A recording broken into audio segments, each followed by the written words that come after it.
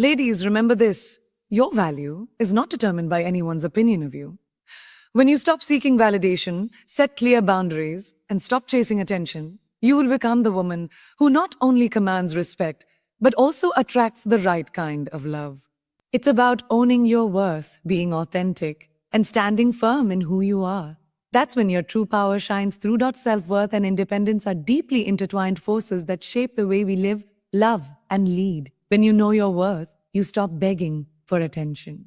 You stop chasing people who don't see you. You stop shrinking to fit into spaces that were never meant to hold the weight of your value. Self-worth is not arrogance, it's quiet confidence. It's the understanding that your presence is enough, even when others don't acknowledge it. It's not about needing to be the loudest in the room. It's about knowing that even in silence you matter. The problem many people face is that they tie their value to how others treat them. But that's dangerous because people are unpredictable. One moment they applaud you and the next they ignore you. One moment they love you and the next they leave. If your worth depends on external validation, you'll forever be a slave to opinions. True self-worth means knowing who you are in the absence of applause, without needing approval or attention. It's the ability to walk away from situations, people, and patterns that compromise your peace. Not because you're bitter, but because you've outgrown the need to prove yourself. Independence begins when you no longer look for someone else to complete you. That doesn't mean isolation, it means wholeness. It means being so rooted in yourself that you can give love without losing yourself in the process. You can support others without abandoning your own dreams. You can say yes to the right things and no to the wrong ones without guilt. Independence is knowing you are capable of standing tall, even when no one stands beside you. There comes a point in life when you realize that not everyone is meant to walk with you. Some people were only chapters, not the entire book. Holding on to those who drain your energy or minimize your light only delays your journey. You don't need people to understand your growth in order to keep growing. Sometimes the most powerful move is letting go of those who make you question your worth, just so you can keep the peace. But peace bought at the cost of self-worth is never real peace. It's self-abandonment in disguise. Building self-worth takes work. It takes unlearning the lies you were told as a child, the comparisons that made you feel small, the relationships that broke you down, and the habits that made you settle. It takes reclaiming the voice within that says, I am enough. Not because of what I have, what I do, or how I look, but simply because I exist. That's a powerful truth. When you believe it, you stop begging to be chosen. You realize you were never meant to be someone's option. You are the prize, not the compromise. Independence is not just financial or emotional. It's spiritual. It's the moment you stop outsourcing your peace. You no longer wait for someone to make you feel seen, loved, or safe. You do that for yourself. You speak life into your own dreams. You comfort your own heart.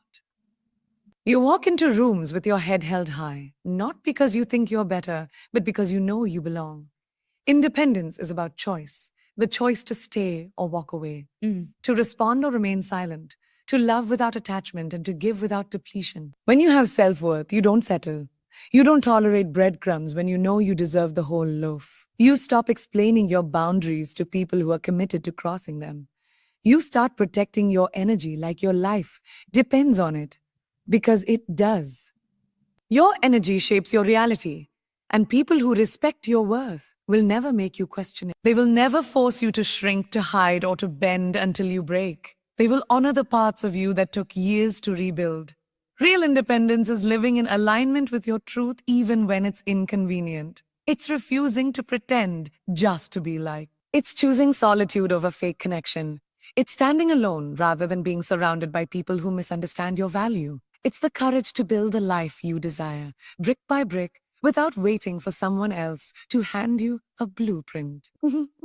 You realize the architect of your life has always been you. And once you claim that power, you never go back to playing small. You were not created to depend on the approval of others to feel worthy. You were created to stand firm in who you are. And when you do, the world around you begins to shift, not because you forced it, but because you finally aligned with your own power. Lack of boundaries is one of the most overlooked causes of emotional exhaustion, broken relationships, and personal dissatisfaction. It's not just about saying yes too often. It's about not knowing when, where, or how to say a no. When you lack boundaries, you open the door for people to walk all over you. Not necessarily because they intend to, but because you never define the limits. You allow too much access, too much influence, and too much power in the hands of people who may not have your best interest at heart. Over time, this leads to feeling used, invisible, or even resentful. Not because others are too demanding, but because you failed to protect your own peace. People who struggle with boundaries often confuse kindness with self-sacrifice. They believe that being a good person means always being available, always helping, always accommodating, even at the expense of their own well-being. But kindness without boundaries becomes self-betrayal. When you constantly say yes to others while saying no to yourself, you begin to feel overwhelmed and undervalued. You become everyone else's solution but your own priority. And in the process, your identity gets lost in the needs and opinions of others. Without boundaries, relationships become unbalanced. You might attract people who take more than they give because they sense that you won't push back. You may find yourself in one-sided dynamics where your effort isn't matched, your needs are ignored, and your time isn't respected. Instead of mutual respect, the relationship becomes a cycle of giving and guilt, where you give too much and feel guilty when you try to step back. You tolerate disrespect, accept excuses, and allow behavior that you know deep down is wrong, all because you're afraid to rock the boat. This fear of setting boundaries often stems from a deeper issue, the fear of rejection. You worry that if you speak up, you'll lose love, approval, or connection. You think that by being agreeable and low maintenance, you'll be more likable or easier to keep around. But the truth is, anyone who leaves because you set a healthy boundary was never truly committed to respecting you in the first place. People who genuinely care for you won't be offended by your growth. They'll be inspired by it. Boundaries don't push the right people away. Another consequence of living without boundaries is emotional burnout. When you carry everyone else's burdens, solve everyone else's problems, and cater to everyone else's emotions, you end up neglecting your own. You stop checking in with yourself. You stop resting. You stop dreaming. Stop dreaming. Your life becomes a constant reaction to what others expect from you. You move through the days feeling heavy, frustrated, and disconnected. And even when people praise your selflessness, you feel empty inside. Because deep down, you know you've been living for everyone but yourself. Setting boundaries is not about being harsh or selfish. It's about being responsible for your own energy. It's the realization that your time is valuable, your emotions are valid, and your needs matter. It's learning to say no without apology, to walk away without guilt, and to honor yourself without shame. Boundaries are not walls to keep people out. They're filters to let the right people in. People who respect your boundaries are the ones who truly respect you. Creating boundaries starts with self-awareness. You must first know what you value, what you need, and what you're no longer willing to tolerate. It means listening to your discomfort and honoring it instead of suppressing it. It means paying attention to the moments when you feel drained, disrespected, or uneasy, and using those moments as signals to recalibrate. It also means accepting that you're not responsible for how others react to your boundaries. You are only responsible for communicating them with clarity and grace. When you start setting boundaries, you begin reclaiming your power. You stop explaining your worth. You stop overcompensating.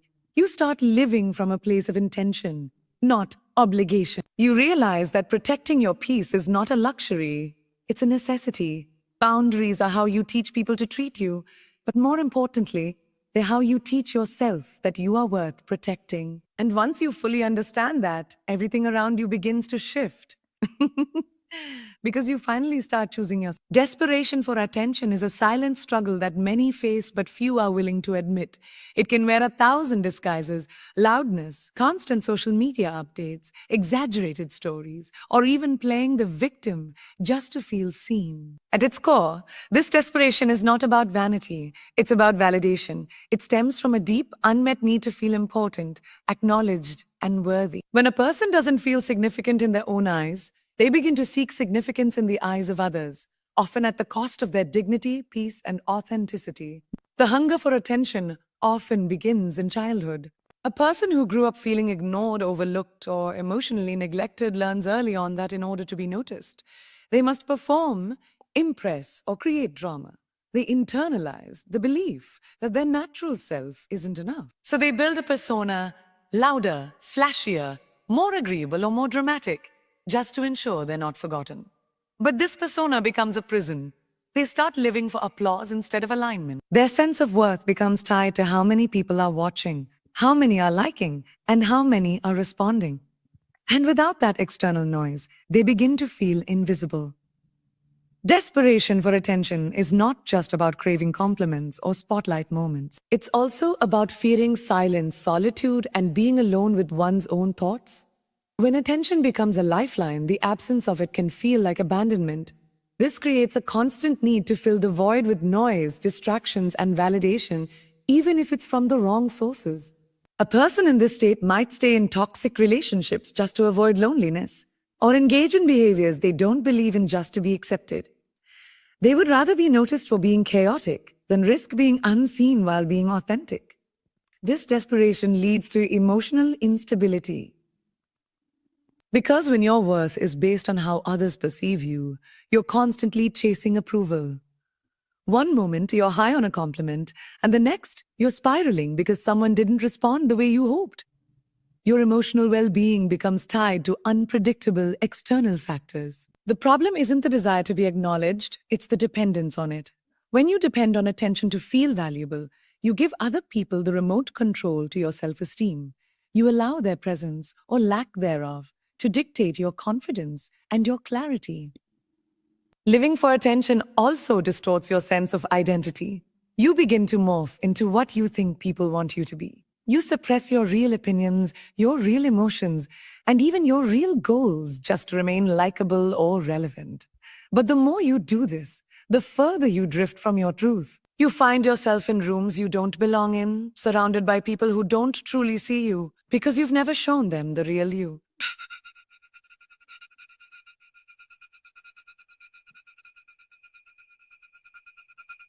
The paradox is that the more desperately you seek attention, the less respect you often receive. People can sense when you're trying too hard. They can feel when your energy is not rooted in confidence, but in a need to be validated. And instead of admiration, you might receive pity, manipulation, or even ridicule.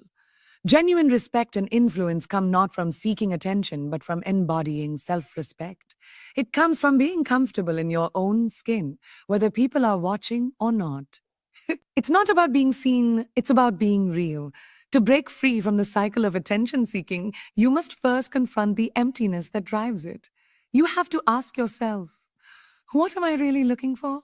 Often the answer is love, security, acceptance, or worthiness. But those things can't be permanently filled by applause. They have to be nurtured within.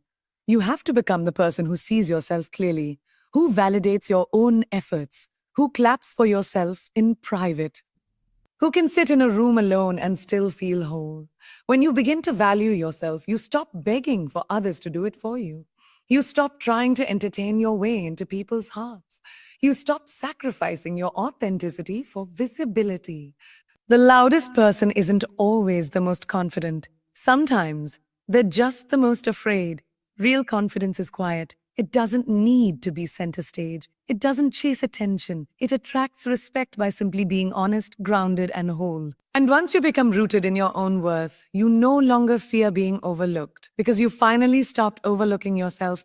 Over trying to impress others is a subtle form of self-rejection that often masquerades as ambition, friendliness, or charm. It's rooted in the belief that who you are isn't enough, so you constantly feel the need to prove your worth. You exaggerate your achievements, force conversations, adjust your personality, and often say what you think others want to hear rather than what you truly believe. The effort is exhausting, not because it's rooted in hard work, but because it's rooted in the fear of not being accepted as you are. When you over-try to impress, you give people a curated version of yourself. You highlight your strengths while hiding your flaws. You seek out moments to showcase your intelligence, your humor, your looks, or your connections, not because you're proud of them, but because you think you need them to earn love or respect. This creates a pressure to always perform, to always be on, and to always outshine others. But deep down, you start to feel fake. Even when people praise you, the validation feels empty because it's not the real you they're admiring. It's the version of you that you carefully constructed for approval.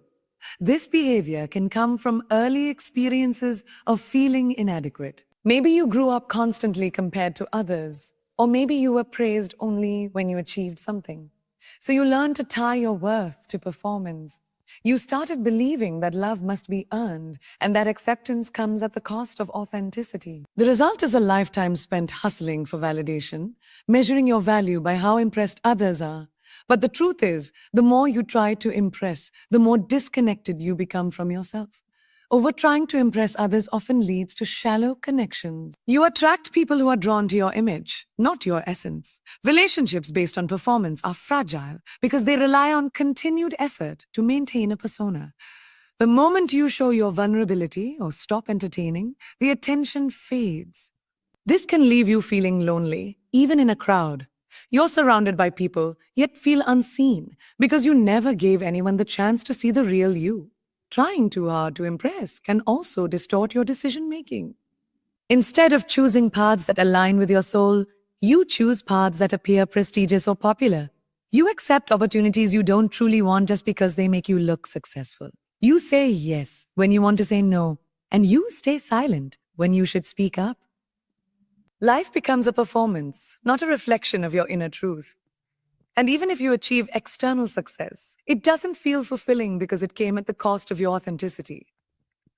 Another danger of overtrying is that it breeds anxiety and insecurity. Because your sense of worth is external, it becomes fragile. One negative comment, one disapproving look, or one moment of failure can shatter your confidence. You start overthinking everything, your appearance, your words, your actions, constantly wondering if you're good enough. You become trapped in a cycle of overperforming and undervaluing yourself. And no matter how much praise you receive, it's never enough because you haven't yet accepted who you are beneath the performance. To move away from this cycle, you have to first understand that real confidence isn't loud or flashy. It's quiet and grounded. It's not about proving something to others. It's about knowing something within yourself. It's realizing that you don't have to impress people to be worthy of love and respect. Your value doesn't increase with attention or decrease with rejection. You are enough as you are, even without applause. The people who truly matter will be drawn to your honesty, not your highlights. They'll resonate with your truth, not your perfection. You don't have to over-explain, overperform, or overcompensate. You simply have to be real. And the more you allow your true self to lead, the more you'll attract the right people, the right opportunities, and the right kind of peace. Let go of the need to impress and step into the freedom of just being.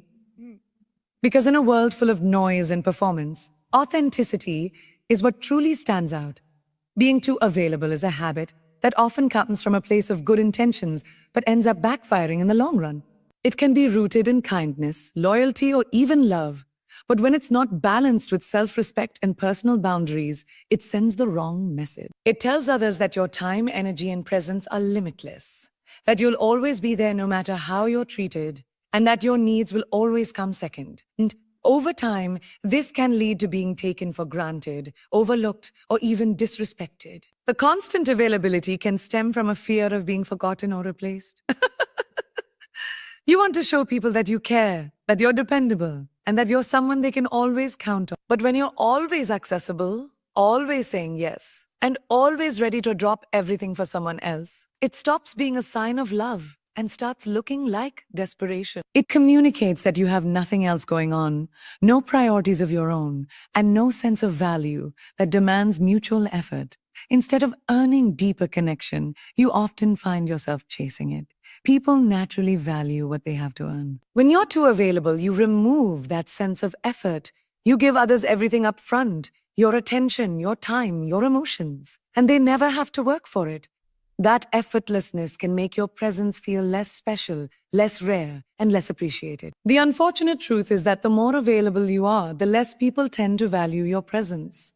Not because you're unworthy, but because constant accessibility lowers the perceived worth of your energy. There's also an emotional cost to being too available. You stretch yourself thin trying to be everything for everyone. You answer calls you don't feel like taking. show up to events you're not excited about, and offer help even when you're exhausted. All of this comes at the expense of your own mental, emotional, and sometimes even physical health. You become a lifeline for others, but no one becomes one for you. Eventually, you start to feel drained, unsupported, and even resentful, not because others are using you, but because you've allowed yourself to be overused. This overavailability can also mask a deeper issue: lack of self-worth. If you don't feel valuable on your own, you may try to earn that value by constantly being present for others. You start believing that your worth is tied to your usefulness. And if you're not doing something for someone, you're not enough. This mindset keeps you in a cycle of overgiving and under-receiving. You pour into others but never feel full yourself. And the worst part is, when people start to expect your availability rather than appreciate it, you begin to question your own value even more. Healthy relationships are built on mutual respect, effort, and space. Space is crucial because it allows both people to grow individually and come together from a place of wholeness. When you're always available, you rob others of the chance to miss you, to reflect, or to recognize your value in your absence. Sometimes it's in the moments when you're not around that people begin to truly appreciate your presence. Pulling back isn't about playing games.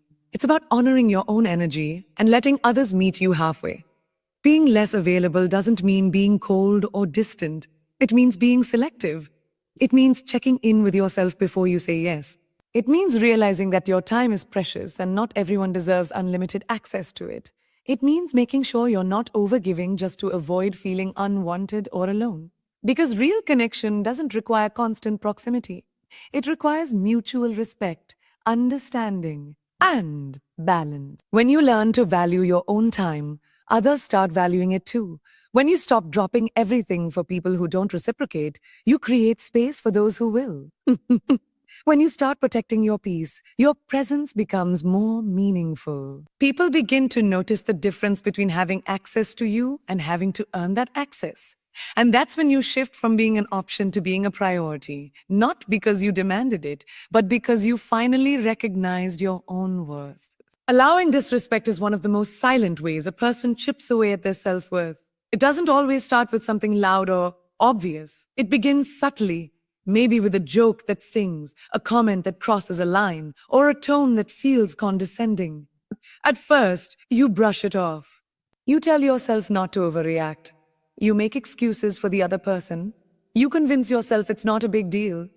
But every time you let it slide, every time you stay quiet when you should speak up, you teach others how to treat you. And you start believing that treatment is what you deserve. People who allow disrespect are often those who were never taught to recognize what respect actually looks like. Maybe they grew up in environments where emotional neglect, criticism, or manipulation was normalized. Maybe they were told to keep the peace no matter the cost, to avoid conflict, or to earn love through tolerance. These early experiences shape a mindset where being liked becomes more important than being respected. So they shrink themselves to avoid confrontation. They stay in situations that make them feel small. And over time, they become numb to how much they're actually tolerating. Allowing disrespect can show up in many forms, not just in romantic relationships, but in friendships, families, and workplaces. It can look like accepting passive-aggressive behavior, constantly being interrupted, ignored, or spoken down to. It can be someone taking advantage of your kindness, guilt-tripping you, or consistently crossing your boundaries without consequences. The danger lies in repetition. The more often disrespect is allowed, the more normal it becomes. And once something becomes normal, it becomes invisible, even when it's doing damage. One of the biggest reasons people allow disrespect is fear of being alone, fear of rejection, fear of being seen as difficult. They stay silent to avoid the discomfort that comes with standing up for themselves. They downplay their own hurt because they worry it will push others away. But what they don't realize is that allowing disrespect doesn't bring closeness. It creates distance from your own self. You lose touch with your own values, your own voice, and your own sense of identity. There's also a belief that by being overly understanding, you're being strong. That giving people the benefit of the doubt is a sign of emotional maturity. But understanding should never come at the cost of self-respect. You can have empathy for someone and still hold them accountable. You can be kind and still set boundaries. You can be forgiving and still walk away. Strength is not in how much you can endure. It's in how firmly you can protect your peace. Every time you allow disrespect, you give away a piece of your power. And not only does it affect how others treat you, but it also affects how you treat yourself. You start second-guessing your worth. You stop asking for what you need. You settle for less because you start believing that's all you can get. It becomes a cycle where your silence is mistaken for consent and your tolerance is mistaken for weakness. But the truth is, you teach people how to treat you by what you allow, what you reinforce, and what you tolerate. If someone disrespects you once and you let it go without addressing it, they'll likely do it again. Not because they're inherently malicious, but because you've shown them there are no consequences. Disrespect continues as long as it is rewarded with access to you. Setting boundaries isn't about being mean. It's about being honest. It's about saying, I value myself too much to allow this. And when you speak from that place, you don't need to yell or argue. Your energy shifts, and that alone sends a message. Learning to stop allowing disrespect is a journey. It starts with becoming aware of what you've been accepting and asking yourself why. It requires courage to have uncomfortable conversations and the strength to walk away when needed. But the more you honor your voice, the more you attract relationships that honor it too. When you start treating yourself with respect, the world begins to mirror that. People may not change overnight, but your boundaries will draw the line between who gets to stay and who has to go. Because at the end of the day, respect isn't just about how others treat you. It's about how much you're willing to demand it.